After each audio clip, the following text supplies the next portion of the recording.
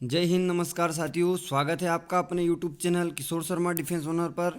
तो अपन यहाँ पर जो 13 नवंबर आगामी आर्मी पेपर होने वाला है उसके बारे में कुछ बात करते हैं, जिसमें आपके सामान्य ज्ञान और सामान्य विज्ञान के प्रैक्टिस सेट रहेंगे 15-15 क्वेश्चन के, है ना। तो बहुत ही क्लास इंपॉर्टेंट होने वाली है। चलिए बिना देरी करे शुरू करते हैं। जैसा कि पहला क्वेश्चन आपको जीके का दिख रहा है स्क्रीन पर कि जोग या गारसोप्पा जलप्रपात किस नदी पर स्थित है। आपको 5-7 सेकंड का समय दिया जा रहा है। 4 ऑप्शन है, जल्दी से लगाइए, कमेंट बॉक्स में आंसर दीजिए। 4 ऑप्शन है, पहला कावेरी नदी, बी है यमुना नदी, सी शरावती नदी, डी हुगली नदी। तो जोग या गारसोप्पा जलप्रपात किस नदी पर अवस्थित है या किस नदी पर स्थित है। तो ये जो ऑप्शन सी लगा रहे हैं बिल्कुल सही लगा रहे हैं। ये किस नदी पर है? शरावती नदी पर। चलिए नेक्स्ट क्वेश्चन की तरफ चलते हैं। विश्व स्वास्थ्य दिवस कब मनाया जाता है? इम्पोर्टेंट है बहुत ही ज़्यादा, क्योंकि डेट से रिलेटेड एक क्वेश्चन आपका आर्मी में बन ही रहा है, चाहे किसी के भी सेट आप उठा के देख लीजिए। तो विश्व स्वास्थ्य दिवस कब मनाया जाता है? तो इसका जो ऑप्शन ए लगा रहे हैं बहुत ही सही लगा रहे हैं। विश्व स्वास्थ्य दिवस कब मनाते हैं? 7 अप्रैल को। कब मनाते हैं? 7 अप्रैल को। चलिए नेक्स्ट क्वेश्चन की तरफ चलते हैं। आज़ाद हिंद फौज का गठन कब हुआ? आज़ाद हिंद फौज का गठन कब हुआ? ऑप्शन है आपके सामने 4, है ना। 1940, 42, 43, 45। तो आज़ाद हिंद फौज का गठन हुआ था 1942 में। जो ऑप्शन सी लगा रहे हैं वो बिल्कुल सही लगा रहे हैं। और आज़ाद हिंद फौज का गठन किसने करा, ये आप मेरे को कमेंट बॉक्स में कमेंट करके बताइए कि आज़ाद हिंद फौज जो थी उसका गठन किसने कराया, किसने बनाया था। चलिए नेक्स्ट क्वेश्चन देखते हैं। विनेश फोगाट का संबंध किस खेल से है? बहुत ही इंपॉर्टेंट खिलाड़ी है, महत्वपूर्ण खिलाड़ी है और अभी करंट का क्वेश्चन है ये। तो विनेश फोगाट का संबंध, जो कि कॉमनवेल्थ में क्या लेके आई है? गोल्ड मेडल लेके आई है विनेश फोगाट। और ये खेलती है क्या? तो ये खेलती है कुश्ती, या इसको इंग्लिश में बोलते हैं रेसलिंग। जो ऑप्शन बी लगा रहे हैं बहुत ही सही लगा रहे हैं। जो फोगाट सिस्टर के ऊपर दंगल मूवी बनी है। ठीक है, नेक्स्ट क्वेश्चन देखते हैं। सार्क का मुख्यालय कहाँ पर है? सार्क का मुख्यालय कहाँ पर है? 4 ऑप्शन दे रखे हैं, न्यूयॉर्क, भूटान, बांग्लादेश या नेपाल। जल्दी से लगाइए। तो जो सार्क का मुख्यालय है वो राइट आंसर जो लगा रहे हैं वो लगा रहे हैं नेपाल, बिल्कुल सही है। तो कहाँ पर है सार्क का मुख्यालय? नेपाल। और नेपाल में भी अगर पूछे कहाँ पर तो काठमांडू। कहाँ पर है? काठमांडू, जो कि नेपाल की क्या है? राजधानी। तो नेपाल की राजधानी काठमांडू और यहीं पर सार्क का मुख्यालय है। चलिए नेक्स्ट क्वेश्चन देखते हैं। बिहू किस राज्य का त्यौहार है? त्यौहार से रिलेटेड चीज़ें भी आपको हर जगह देखने को मिल जाएगी और कई बार रिपीट हुआ क्वेश्चन है। तो बिहू, बिहू किस राज्य का है? जल्दी से लगाइए कि बिहू किस राज्य का है। तो जो डी लगा रहे हैं बहुत ही सही लगा रहे हैं। तो बिहू कहाँ का है? असम का है। और अभी जो महू ए आर ओ में पूछा हुआ है क्वेश्चन, वो पूछा हुआ है कथकली। तो कथकली सभी को पता है कहाँ का है? कथकली केरल का है। तो ये बहुत इंपॉर्टेंट है। ठीक है, नेक्स्ट क्वेश्चन चलते हैं। टीपू सुल्तान कहाँ का शासक था? टीपू सुल्तान, तो ऑप्शन दे रखे हैं मैसूर, श्रीरंगपट्टनम, चेन्नई या तिरुवनंतपुरम। तो टीपू सुल्तान जो कि शासक कहाँ का था, जल्दी से बताइए। टीपू सुल्तान कहाँ का शासक था? तो टीपू सुल्तान कहाँ का शासक था? मैसूर का। कहाँ का शासक था? मैसूर का। और अगर पूछे कि इसने अपनी राजधानी किसे बनाया था, तो इसने अपनी राजधानी बनाई थी श्रीरंगपट्टनम को। ठीक है, चलिए नेक्स्ट क्वेश्चन देखते हैं। सांची का स्तूप मध्य प्रदेश में किसने बनवाया था? जो सांची का स्तूप है मध्य प्रदेश में वो किसने बनाया था? 4 ऑप्शन दे रखे हैं, अकबर, अशोक, चंद्रगुप्त मौर्य, विक्रमादित्य। ठीक है, तो जो सांची का स्तूप है वो अपने एमपी में है। सबसे पहले तो कहाँ पर? एमपी, मध्य प्रदेश में। और कहाँ पर है पूछे तो खजुराहो में। ठीक है, और ये बनाए थे महान सम्राट अशोक ने। किसने बनाए थे? सम्राट अशोक ने। बी जो राइट आंसर है। जो आप सांची का घी खाते हैं ना, उसके पैकेट पर सांची का स्तूप बना हुआ है। चलिए नेक्स्ट क्वेश्चन देखते हैं कि भारत का राष्ट्रीय पशु, तो सभी को पता है बच्चे बच्चे को कि भारत का राष्ट्रीय पशु क्या है? शेर। शेर नहीं है बच्चा, इसका राइट आंसर है बी, क्या है? बाघ। तो भारत का राष्ट्रीय पशु क्या है? बाघ है। और एक बार इसका बोटनिकल नेम, सॉरी इसका जो साइंटिस्ट नाम है वो पूछा हुआ था, साइंटिफिक नाम। तो ये भी आप याद करके चलें, पेंथेरा टाइग्रिस। ठीक है, नेक्स्ट क्वेश्चन है 10वां। मसालों का बगीचा किस राज्य को कहते हैं? मसालों का बगीचा इंपॉर्टेंट है थोड़ा सा क्वेश्चन। तो बताइए, 4 ऑप्शन आपके सामने दे रखे हैं। तो जो भारत में सबसे ज़्यादा मसाले होते हैं वो कहाँ पर होते हैं? केरल में हैं। तो केरल को क्या कहते हैं? मसालों का बगीचा। तो जो ऑप्शन डी लगा रहे हैं वो बहुत ही सही लगा रहे हैं। चलिए नेक्स्ट क्वेश्चन की तरफ चलते हैं। वेरी वेरी वेरी इंपॉर्टेंट, कई बार रिपीट हुआ क्वेश्चन है। भारत का नेपोलियन किसे कहते हैं? जल्दी से बताइए, 4 ऑप्शन में से क्या होगा? तो भारत का नेपोलियन किसे कहते हैं? समुद्रगुप्त को। तो जो ऑप्शन बी लगा रहे हैं वो बिल्कुल राइट लगा रहे हैं। चलिए नेक्स्ट क्वेश्चन की तरफ चलते हैं बिना देरी किए। अभ्रक उत्पादन में भारत का अग्रणी राज्य, अभ्रक जिसको बोलते हैं माइका, तो अभ्रक उत्पादन में भारत का सबसे अग्रणी राज्य कौन सा है? तो वो है आंध्रा। ऑप्शन जो ए लगा रहे हैं वो बहुत ही सही लगा रहे हैं, आंध्र प्रदेश में सबसे ज़्यादा अभ्रक होता है। नेक्स्ट क्वेश्चन है आपका हिस्ट्री से रिलेटेड कि अष्टप्रधान मंत्री परिषद किसके शासनकाल की व्यवस्था थी? बहुत ही ज़्यादा इंपॉर्टेंट है अष्टप्रधान। अष्टदिग्गज भी होती है और नवरत्न भी होती है, तो ये तीनों इंपॉर्टेंट है, आप जरूर पढ़ें इनको।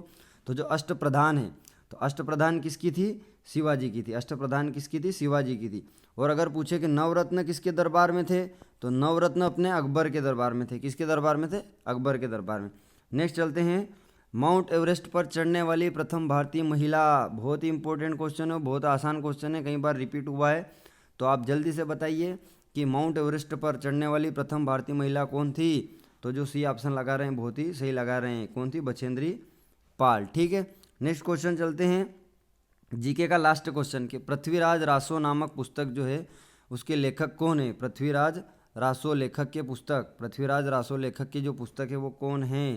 पुस्तक के लेखक कौन है? जल्दी से बताइए। तो वो है चंद बरदाई, जो ऑप्शन डी लगा रहे हैं बिल्कुल सही लगा रहे हैं। तो कमेंट बॉक्स में कमेंट करें कि आपके जीके में कितने बने हैं, जीके में आपके कितने क्वेश्चन बने हैं। उसके बाद अपन साइंस स्टार्ट कर रहे हैं, तो बिना देरी करे साइंस स्टार्ट करते हैं।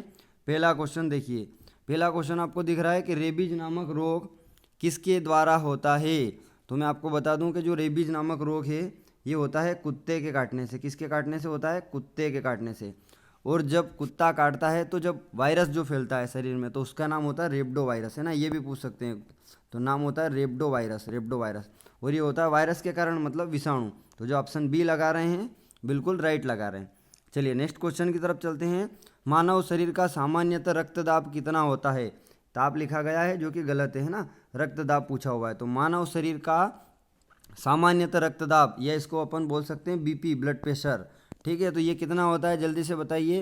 तो ये होता है 120/80, जो ऑप्शन सी लगा रहे हैं बिल्कुल सही। और ऑप्शन को विशेष कर देखें, कंफ्यूज ना हो, 180 20 20 180 120 80 है ना, तो ये क्या होता है 120/80 होता है। ठीक है, नेक्स्ट क्वेश्चन की तरफ चलते हैं कि लाफिंग गैस, वेरी इंपॉर्टेंट है, कई बार रिपीट हुआ क्वेश्चन है। तो लाफिंग गैस का रासायनिक सूत्र क्या है? तो लाफिंग गैस, या इसको क्या बोलते हैं? हंसाने वाली गैस भी बोलते हैं। और इसका कई बार नाम पूछ लेते हैं, तो इसको बोलते हैं नाइट्रस ऑक्साइड। क्या बोलते हैं? Nitrous oxide. और इसका सूत्र क्या होता है बताइए? नाइट्रस ऑक्साइड का सूत्र N2O होता है। क्या होता है? N2O। जो ऑप्शन बी लगा रहे हैं बिल्कुल सही लगा रहे हैं, तो ऑप्शन बी जो है इसका राइट आंसर रहेगा। नेक्स्ट क्वेश्चन चलते हैं, माइक्रोफोन, माइक्रोफोन के आविष्कारक कौन है? आविष्कारक से भी क्वेश्चन पूछा जाता है, तो माइक्रोफोन का जल्दी से बताइए। तो माइक्रोफोन के आविष्कारक जो थे वो कौन थे? अपने ग्राहम बेल। जो ऑप्शन डी लगा रहे हैं बिल्कुल सही लगा रहे हैं, माइक्रोफोन या टेलीफोन भी इसको अपन बोल सकते हैं। नेक्स्ट क्वेश्चन की तरफ चलते हैं, कच्चे फलों को कृत्रिम ढंग से पकाने के लिए किस गैस का प्रयोग किया जाता है? जो जितने भी कच्चे फल आते हैं ट्रांसपोर्ट द्वारा उनको पकाया जाता है, तो किस गैस का प्रयोग किया जाता है? आपके सामने 4 ऑप्शन है, जल्दी से राइट आंसर लगाइए। तो इसका जो ए लगा रहे हैं बहुत ही सही लगा रहे हैं। किस गैस का उपयोग किया जाता है? एसिटिलीन गैस का। चलिए नेक्स्ट क्वेश्चन चलते हैं कि माचिस की तीली पर लगाया जाने वाला पदार्थ कौन सा है? जब आप माचिस से उसके ऊपर काड़ी घिसते हैं तो आग उत्पन्न होती है, वो किस कारण होती है?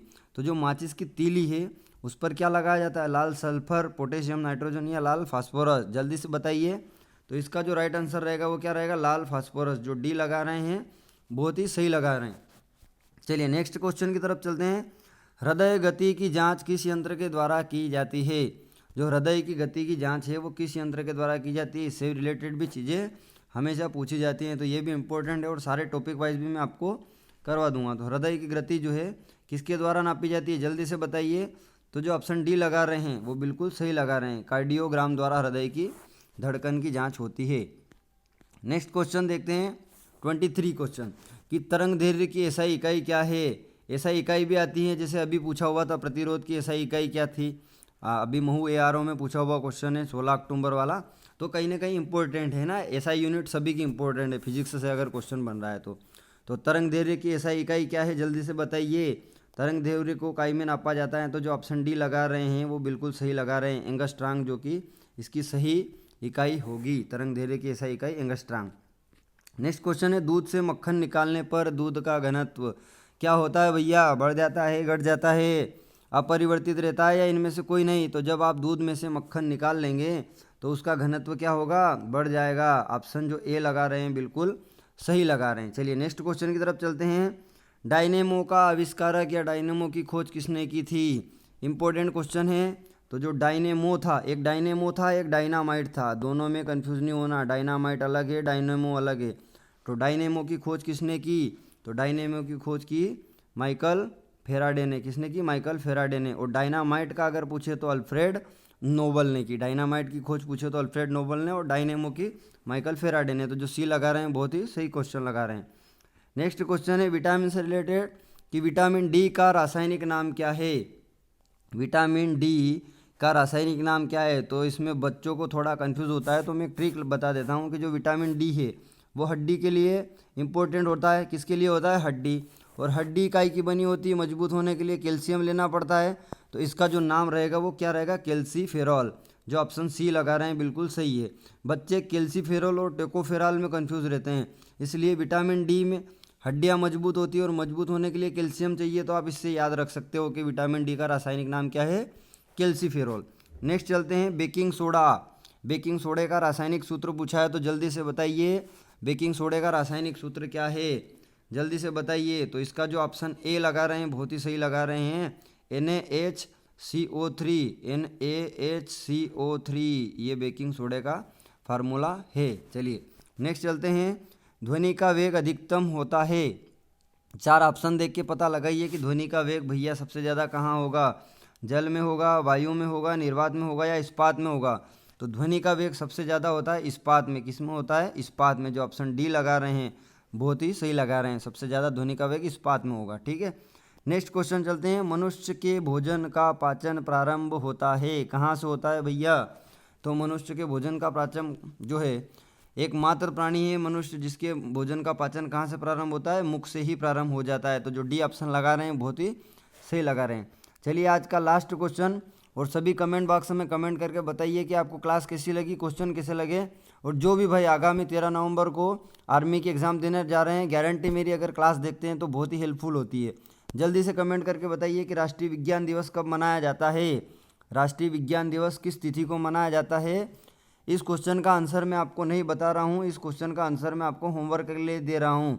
आप मुझे कमेंट बॉक्स में इसका आंसर भी बताएं, प्लस जीके और आपके साइंस में कितने क्वेश्चन बने, दोनों क्वेश्चन के आप मेरे को अलग अलग कमेंट करके बताएं कि सर जीके और जीएस में इतने बने हैं। इसी के साथ जय हिंद, जय भारत, वंदे मातरम। और ज़्यादा लोगों तक शेयर करें ताकि उनकी एग्ज़ाम हेल्पफुल हो सके। जय हिंद, जय